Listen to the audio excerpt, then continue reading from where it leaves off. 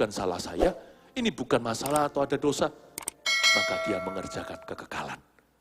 Berbahagialah, whatever you lose. Loh, kalau kita kehilangan tanpa perjuangan lain cerita, wong saya udah berdoa itu, kalau saya dengan doa seperti itu, harusnya sudah goncang nih. Bumi langit. Bukan berarti doa saya hebat. Saya udah doa dengan menjerit segenap hati, seperti Hana. Saya rasa sudah tidak ada lagi yang lebih maksimal dari sisi saya. Kalau Anda sudah merasa seperti itu, tetap kehilangan sesuatu, ingatlah bahwa paling tidak mengajarkan kepadamu, hidup di sini itu memang tidak sempurna dan sementara. Jadi jangan menggenggam gini, jangan genggam gini sama apapun di bumi. Jangan begini. Nothing lasts. Tidak ada yang kekal di sini. Nothing lasts. Jadi kita bisa happy dong. Bisa. Kita bisa happy dalam kelimpahan, bisa happy dalam kekurangan. Aku bisa kehilangan sesuatu, tapi kalau Yesus gembalaku, aku tidak akan kekurangan apa-apa. I can be happy now, not later. Bukan nanti. Saya bisa bahagia sekarang. Amin. Baru 2 nih bahagia. Berapa lagi bahagia? 3 lagi yang saya sebutkan tadi. Cepat aja. Berbahagialah orang yang lemah lembut karena mereka akan memiliki bumi. Di hari-hari seperti ini, belajarlah jadi orang yang lemah lembut, gentleness, meekness. Orang yang lemah lembut itu adalah orang yang, gini loh, orang yang kaku di tengah, tapi yang fleksibel di luar. Tuhan akan banyak merombak di masa-masa seperti ini di dunia ini sekarang. Ya, Tuhan akan banyak merombak prinsip dan metode. Tuhan akan meredefinisi atau mendefinisi ulang. Banyak orang itu kaku di luar dalam. Very hard man and hard woman. Ya, padahal kita ini bukan tools, kita ini bukan alat berat, kita ini manusia atau orang. Tapi ada orang itu yang kaku dalamnya, senternya kaku, luarnya juga kaku. Saya bisa bayangkan kita ini roda, seperti makhluk di Yeskiel itu. Tapi roda itu pada porosnya itu kaku besi baja. Tapi ujungnya itu bulu-bulu. Hari-hari ini ada banyak perubahan di dunia ini yang semuanya tidak kita rencanakan. Membuat kita harus beradaptasi. Sehingga kita mempertanyakan kembali semua dari semua linear bisnis, pekerjaan, servis, agama, ibadah, semuanya. Membuat kita harus kembali brainstorming. Mana yang prinsip, mana yang style, mana yang metode. Dan itu harus didefinisikan ulang. Prinsip harus kaku. Prinsip saya mau tahu sekaku apa? Laki dan perempuan menikah. Waktu mereka berkata, saya bersedia, you may kiss your bride, Anda bisa mencium pasangan Anda, bisa mencium istrimu sekarang setelah diberkati. Ya kan? Itu bukan kumis ketemu kumis. Saya tidak akan pernah berubah pikiran tentang hal itu. Apa yang saya ajarkan? Bahwa pada mulanya adalah seorang pria, dari rusuk diambil jadi seorang wanita, dan mereka married. Saya kaku. Kaku. Tidak bisa berubah itu. Tuhan hanya satu. Saya kaku. Mengasihi, memberi. Saya kaku. Satu jalan ke sorga. Akulah jalan dan kebenaran. Aku kehidupan. Yohanes 14, saya kaku. Kalau ada jalan lain, ngapain Yesus mati begitu? Saya kaku. Injil yang diberitakan, yang saya terus beritakan selama puluhan tahun ini, by God's grace, dengan anugerah Tuhan, kasih karunia, tidak akan berubah sampai saya mati. Tetap beritakan, Yesus adalah Tuhan, satu-satunya jalan. Tapi, jadi orang itu, hal-hal yang bukan prinsip, yang sifatnya style, atau metode saja, itu tolong kita itu harus fleksibel. Orang yang tidak fleksibel tidak bisa survive di zaman ini. Tidak bisa survive. Orang yang terlalu gimana ya? Itulah sebabnya kondisi semua ini kadang-kadang saya bertanya, Tuhan hikmatnya di mana? Tuhan memberikan pada saya sebuah pengertian yang sederhana.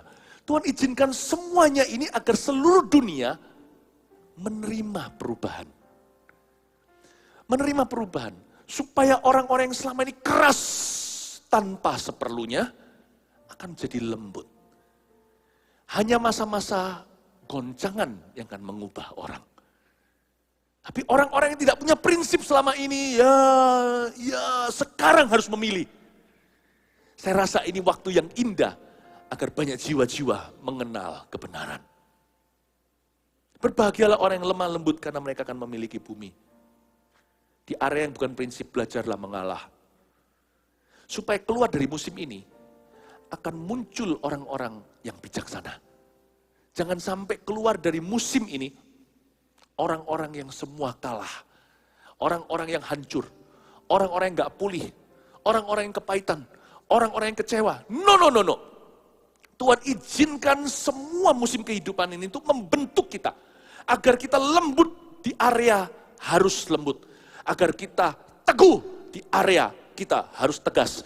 Jangan sampai di area kita harus lembut, malah kita jadi orang yang keras. Hari-hari ini kita harus evaluasi semua cara kita. Berhubungan dengan keluarga, bagaimana dengan anak, suami dengan istri. Saya berdoa dalam nama Yesus. Berbahagialah kalau dibentuk oleh Roh Kudus. Karena hari-hari ini teologiamu akan jadi. Doktrin kehidupanmu akan Tuhan mapankan. Jadi belajarlah pekah di hari-hari seperti ini. Berbahagialah orang yang lembut. Belajarlah dari Tuhan. Dia lemah lembut dan rendah hati. Satu-satu pikirkan, ya Tuhan, apakah selama ini caraku benar? Apakah selama ini, ya Tuhan Yesus, aku kurang mudah diajar? Apakah selama ini aku kaku? Belajar luas. Karena Alkitab berkata, berbahagialah orang yang ngalah pada tempatnya. Sebab mereka akan memiliki bumi. Orang-orang seperti ini bisa survive di dunia. Amin, Bapak Ibu Saudara. Yang berikutnya ayat 6. Bahagia yang keempat. 2 lagi kita selesai. Berbahagialah orang yang lapar dan haus akan kebenaran. Karena mereka akan dipuaskan. Hari-hari ini kan ada banyak waktu. Pakailah banyak waktu ini untuk baca satu buku yang isinya 66. Alkitab di tangan Anda. Selama ini kita mengeluhkan. Aduh gak ada waktu. Baru membaca Alkitab, telepon berbunyi. Meeting sudah menunggu. Ya kan? Kadang-kadang kita gak bisa selesaikan. Sudah gak ada alasan lagi. Banyak orang penjara rumah sekarang. Saya kemarin ditanya oleh anak kami yang paling kecil. Daddy, Papa, berapa kali selesaikan Alkitab dalam setahun? Sudah berapa kali dalam hidupnya Papa menyelesaikan Alkitab? Saya jawab, Daddy ini bertobat tahun 1992. Sekarang, tepatnya waktu saya berkhotbah ini adalah 2020. Jadi 28 tahun yang lalu, betul ya? Iya betul, 28 tahun yang lalu. 28 tahun lalu. Kalau saya menyelesaikan Alkitab 1 tahun sekali aja, nggak mungkin sih. Ya, 1 tahun sekali aja. Daddy udah menyelesaikan Alkitab, merem mata di atas 30. Yang seingat Daddy pertama kali bertobat terima Yesus, baca Alkitab, 1 hari 10 pasal. Itu dalam berapa bulan selesai? 1 tahun saya bisa selesai, Papa bisa selesaikan 2-3 kali Alkitab. Itu kalau dikali sudah puluhan kali. Saya tanya kembali, kamu udah menyelesaikan sampai mana? Lalu dia cerita, dia sampai kitab mana. Lalu terjadi pembicaraan kami di sekeluarga, di mobil waktu itu saya sedang mengendara. Lalu satu-satu cerita, dia baca kitab apa. Indah loh. Kalau keluarga itu bersatu karena firman Allah, bukan karena khotbah saja. Alkitab saudara.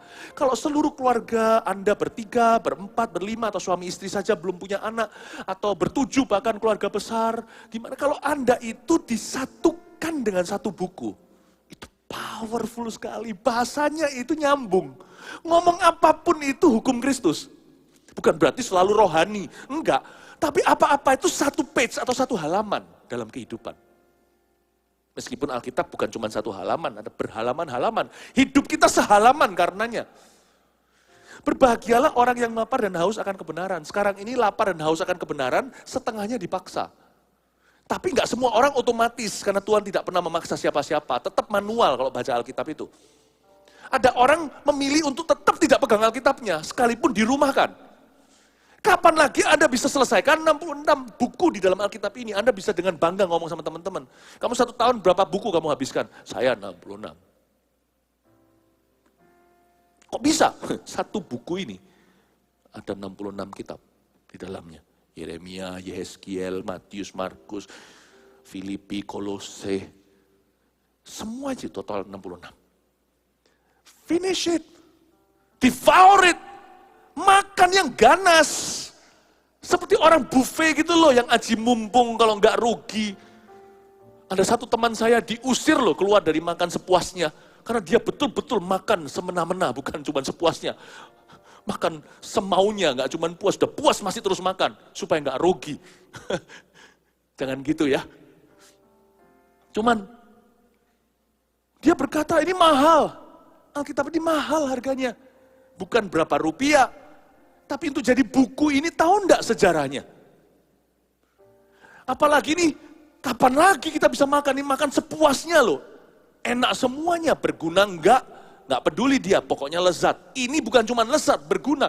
Habiskan, penuhi piringmu dengan itu. Makan semuanya, seluruhnya. Kapan lagi haus lapar?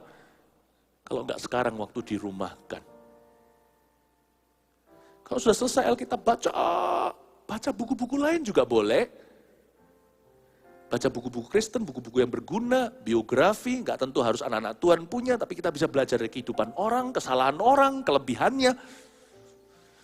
Ini waktunya Anda menimba ilmu. Karena itu nanti akan jadi warisan kemudian hari. Kan kita beriman, hidup panjang semua. Jadi kan kita juga perlu yang namanya jus-jus protein-protein dari otak orang itu. Dari hati orang itu, dari hidup orang itu. Mari kita belajar sebanyak mungkin. Jadikan masa-masa sekarang ini, ketika kita ada di rumah lebih banyak, jadikan menjadi musim pertumbuhan rohani. Grow in knowledge, terutama grow spiritually through the word of God, firman Tuhan. Baca tuh Alkitabnya. Kita bisa curi start loh. Mumpung masih awal tahun ini. Setiap hari kita baca biasanya cuma berapa ayat, 1 pasal aja udah bangga-bangga. Kita bisa baca banyak-banyak sekarang. Selesai, Matius selesai dicentang. Selesai, itu senang. Lalu nanti Kejadian centang. Sekarang kan ada waktu, pagi perjanjian lama, malam perjanjian baru. Bentar aja selesai. Nanti kalau kita udah kembali kerja, maksudnya sekarang juga banyak yang orang masih bekerja. Cuman kalau sudah maksimal waktunya di dunia kerja, kita udah mencuri start. Udah ada banyak buku selesai. Berbahagialah orang yang lapar dan haus akan kebenaran. Harusnya kita happy, yes. Bukannya, ngapain aku di rumah ya? Ngapain aku di rumah ya? Read the Bible. Read your Bible. Belajar dari Paulus tuh, waktu dia di penjara, dia ngomong sama Timotius. Surat Timotius itu kan, suratnya Paulus ke Timotius waktu dia di penjara. Bawa perkamenku. Atau dengan kata lain, bawa itu loh, gulungan perjanjian lamaku. Paulus penulis Alkitab, baca Alkitab. Perjanjian lama itulah Alkitab orang Yahudi saat itu. Bawa perkamenku, gulungan-gulungan itu. Di samping bawa jaketku lah segala, tapi jangan lupa ya, bawa gulungan kitab itu. Dibaca, is reading. Waktu Paulus penjara rumah, dia terpaksa menulis. Disitulah banyak prison epistles. Waktu dia di penjara rumah 2 tahun itu, sebelum dia dirilis, lalu tidak lama setelah itu dia dipenggal kepala oleh kaisar di Roma. Paulus menulis surat-surat yang lain dari Roma. Ya kita tidak usah nulis buku, nggak semua orang punya kemampuan atau punya talenta itu. Tapi semua kita mesti baca buku ini. Bertumbuh dong, berbahagia orang yang lapar dan haus akan kebenaran. Read your Bible. Bagi saya juga enak sih, nanti waktu kita kembali ketemu, tiap kali saya bahas buku apa, kitab apa, gampang. Sudah punya dasarnya. Mau tahu nggak, ngajari orang berenang itu paling gampang. Kalau dia sudah bisa gaya dada, gaya bebas itu gaya dada. Dia gampang sekali bisa belajar gaya-gaya yang lainnya. Kalau orang itu sudah mengerti fondasi, langsung diajak conversation atau dialog, cepet nangkep bahasa asing itu.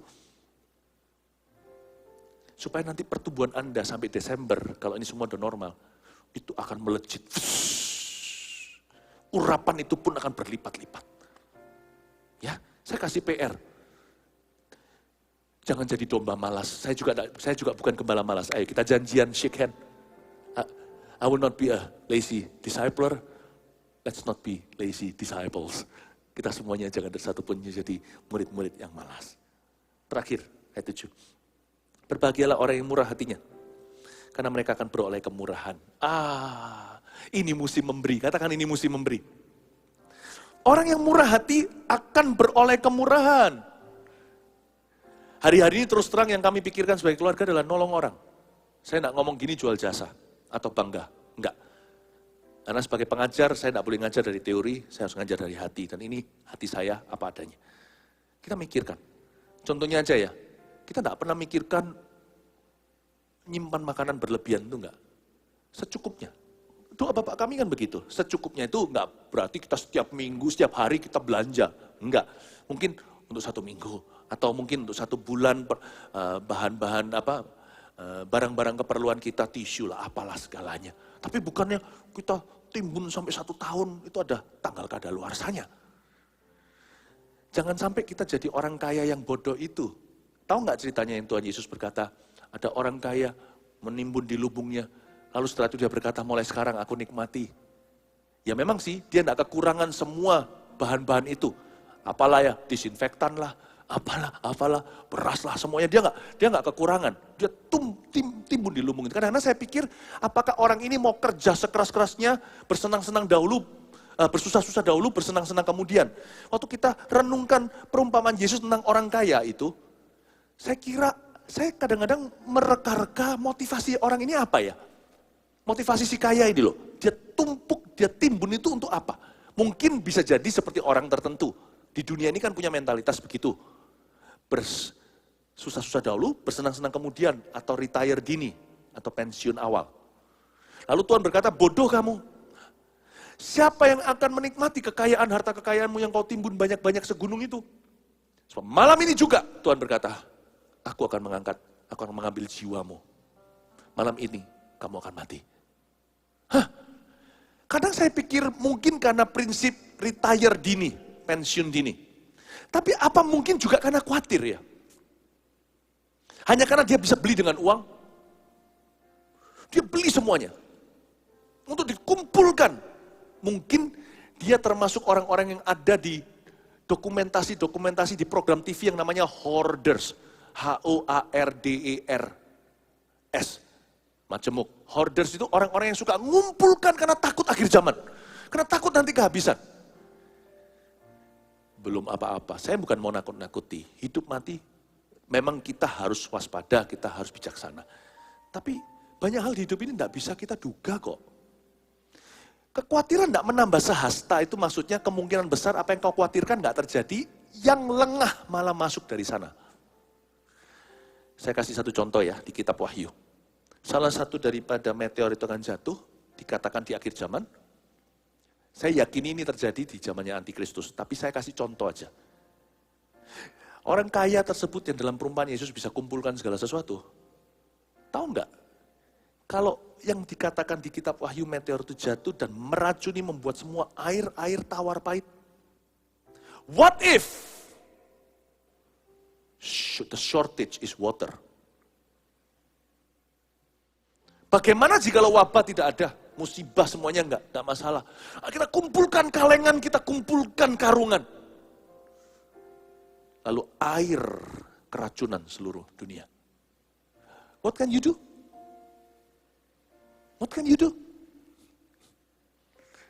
Yesus berkata pada orang kaya itu, malam ini kamu mati. Karung-karung gandummu itu percuma bagimu. Semua tisumu tak berarti. Disinfektan segalanya juga bukan itu sih. You can never know. Saya tidak berkata bahwa kita tidak persiapan. Tapi kita harus perhitungan. Apa yang waras. Apa yang benar. Justru jangan hidup egois untuk diri sendiri sekarang. Itu waktunya menabur, katakan waktunya menabur. Murah hati pikirkan gimana nolong orang lain. Loh kita juga harus punya persiapan. Tapi jangan seperti orang yang khawatir di luar batas tidak menambah sehasta. Malah justru nanti di area lengah ditusuk dari sana oleh kehidupan. Pikirkan gimana nolong orang lain. Emangnya kita bisa beli semua keperluan kita, lalu semua orang biar meninggal dunia di dunia. Kalau semua meninggal dunia berapa miliar orang, keluarga Anda satu-satunya, keluarga kita satu-satunya yang hidup, kena wabah pasti. Semua mayat itu bergelimpangan, pasti mati dengan semua timbunan segunung di gudangmu. We're not living alone on this planet. Bahu-membahu, saling membantu, saling menolong, itulah hukum Kristus. Kita harus jaga diri, waspada, jangan bodoh sebab orang benar anaknya tidak akan minta-minta. Tidak akan di jalanan minta-minta roti, minta-minta tisu, semua dicukupi.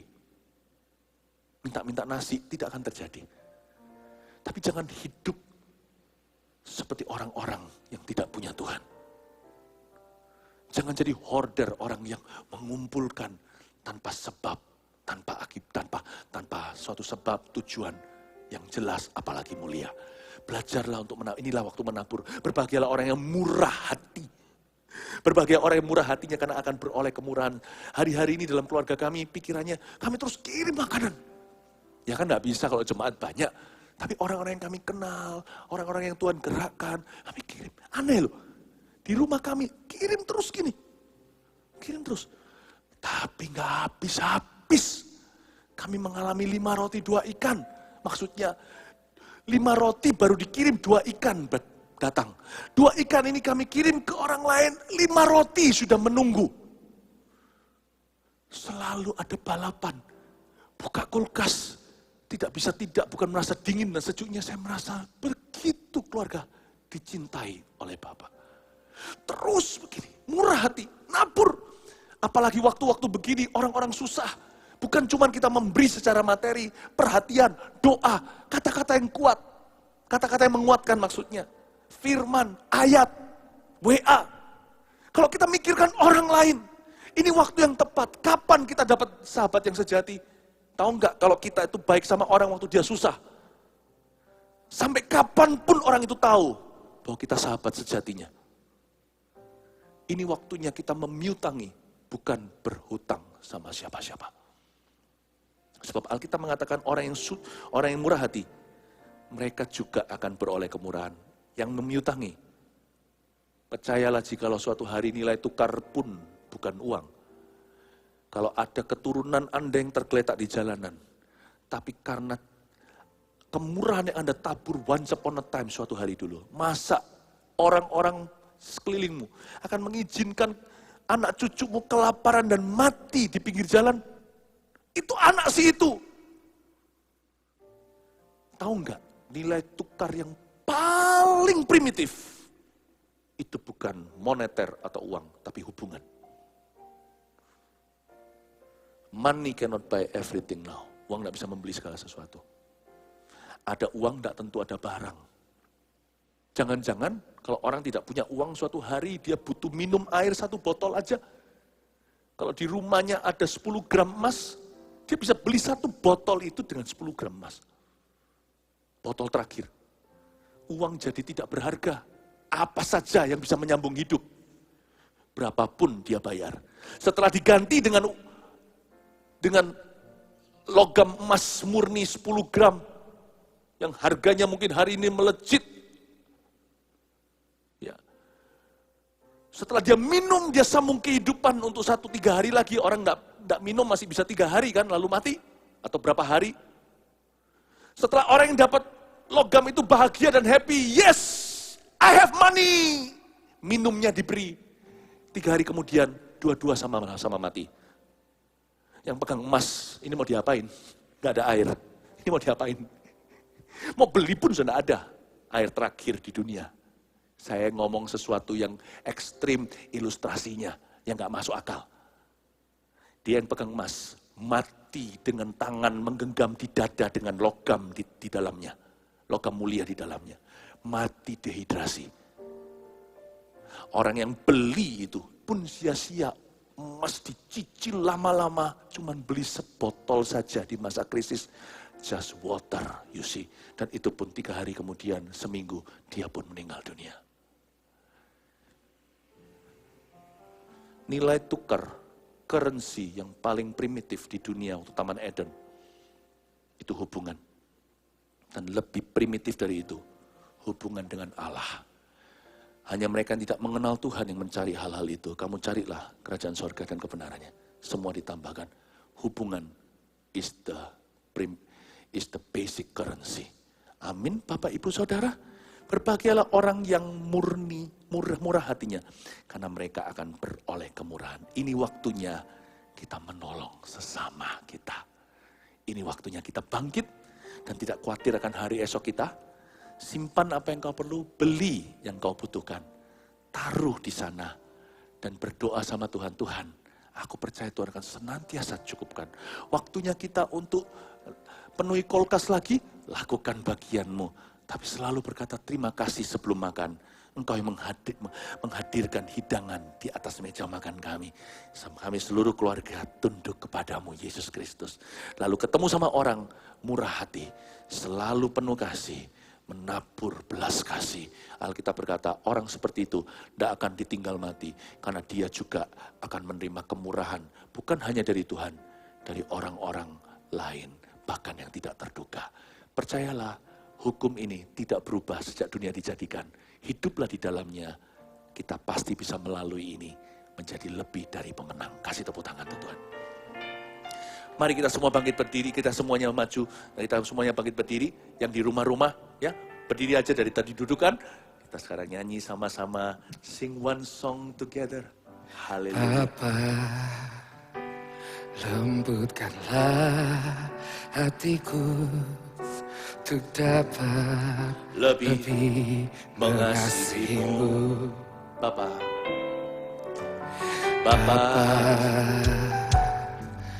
bentuklah diriku untuk dapat menjadi saksimu dan mengerti rencanamu di dalam hidupku. Jadikan aku semakin indah di hadapanmu. Terima kasih Yesusku, terima kasih Yesusku. Puji syukur hanya bagi Tuhanku. Terima kasih Yesusku, terima kasih Yesusku. Puji syukur hanya bagi Tuhanku. Letakkan tangan kita di dada, katakan bersama dengan saya. Bapa, lembutkanlah hatiku untuk dapat lebih mengasihimu. Bapa, bentuklah diriku untuk dapat menjadi saksimu dan mengerti rencanamu di dalam hidupku. Jadikan aku semakin indah di hadapanmu. Terima kasih Yesusku, terima kasih Yesusku. Puji syukur hanya bagi Tuhanku. Terima kasih Yesusku, terima kasih Yesusku. Puji syukur hanya bagi Tuhanku. Terima kasih Yesusku, terima kasih Yesusku. Puji syukur hanya bagi Tuhanku. Terima kasih Yesusku, terima kasih Yesusku. Puji syukur hanya bagi Tuhanku. Puji syukur hanya bagi Tuhanku. Puji syukur hanya bagi Tuhanku.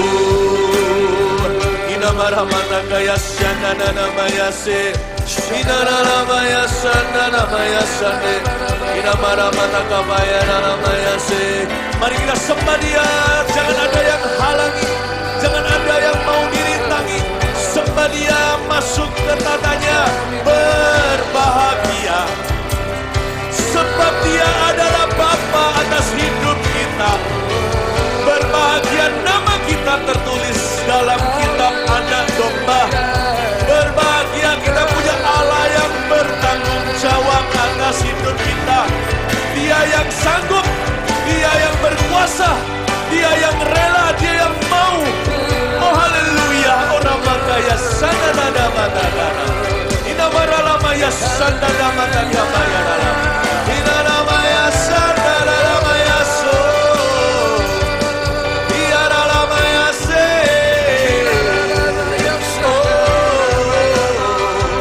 Inamaralamaya sanadaramaya so.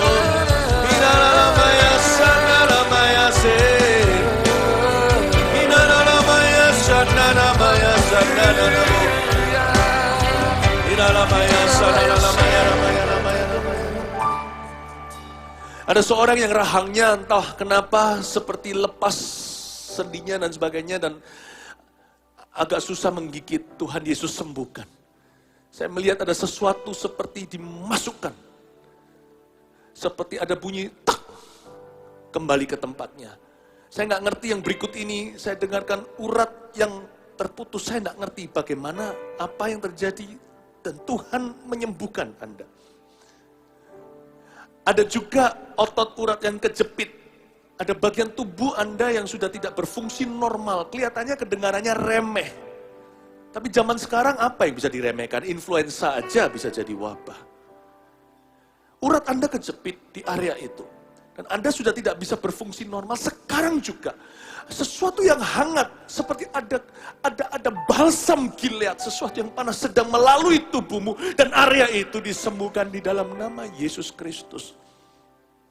Luka seseorang yang sudah basah dan sudah lama nggak bisa kering, Anda selalu tempeli sesuatu seperti patch, seperti plaster gitu dan yang bening kadang-kadang tapi tetap basah. Dan sebentar lagi, tak lama setelah itu, besok hari sudah harus dibuka. Anda sampai pakai yang lebih berat, yang lebih rekat, tapi tetap basah, tidak bisa kering. Mungkin ada diabetesnya dan sebagainya, hanya dokter yang tahu. Tapi aku tengking kondisi itu di dalam nama Yesus. Luka itu kering detik ini juga. Dan apa yang membuat luka itu terus basah? Bagian tubuh yang salah.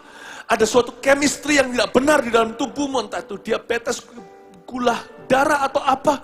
Aku perintahkan kondisi itu menjadi normal kembali di dalam nama Yesus Kristus. Ramakamaya shanamatakamaya ramatakana. Inamaramatakamaya sanananamatakana. Inamaramatakaya barapatakaya ramatakaya shanananama.